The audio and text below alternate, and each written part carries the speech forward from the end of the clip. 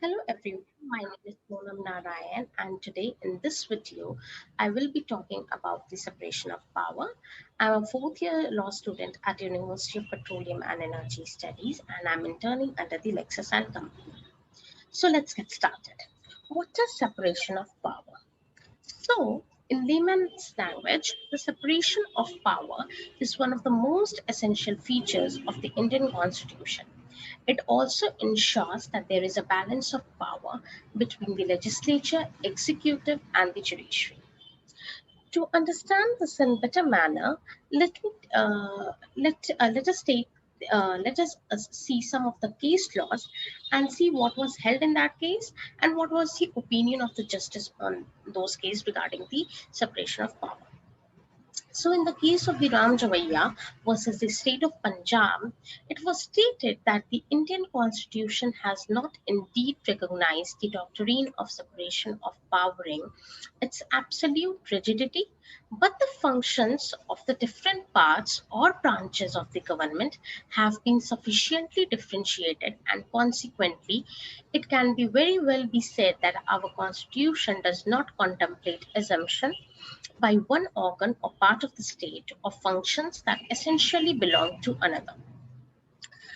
Now, after Ram Javaiya versus State of Punjab was one of the first case regarding the separation of power. After this case came the case of the Indira Gandhi versus Raj Narayan, where Justice Chandrachud stated that the political purpose of the doctrine of separation of power is not widely recognized. He stated that no provision can be properly implemented without a check and balance system.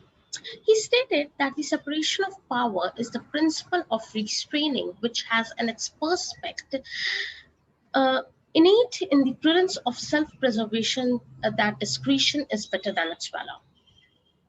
Now, regarding this case only, Justice Beg added that separation of powers is the basic part of the or the essence of the constitution, and hence it is the part of the basic structure of constitution, which implies that the separation of power provisions, as well as the essence of which it has in our constitution, can never be amended in any cost. Now, none of the he Justice Beg also stated that none of the three separate organs of the republic can take over the functions assigned to the other.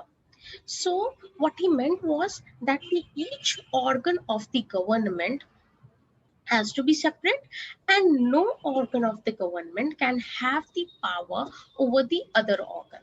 So, for example, the legislature at any cost do not cannot have any power over the executive or the judiciary.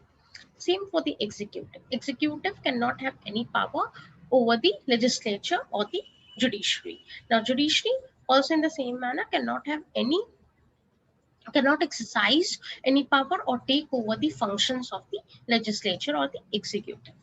So, he stated that this scheme of the Constitution cannot be changed even by restoring to Article 368 of the Constitution. Now, when we talk about the separation of power with respect to the Indian Constitution, we can also refer to the Article 50 as an example, which says that there shall be the separation of the power, and it states that it gives the provision for the separation of judiciary from executive. It says that the state shall take steps to separate the judiciary from the executive in the public services of the state. Why it is done so? It is done so in order to maintain the check and balance in the state. It is also done so that the each organ of the government exercises their rights and functions in a useful and a fruitful manner. All right. So that no other organ of the government can take over the other organ of the government in order to influence its power or anything. If that will be done, then in that case, there will be no separation of power, and the functioning of each organ of the government will be hampered, and the true objective of the each of the organ of the government will not be achieved. Now, let's see what are the benefits of the, or what is the main essence of the separation of power in India. So in India, the separation of power is flexible in nature. It says that there shall be no interference from the one organ of the government to the other organ of the government. Now, one of the benefits of the separation of the power is that then the organs of the government start functioning in a more efficient manner. Also, the separation of power is that it ensures that one person cannot be a part of more than one organ of the government.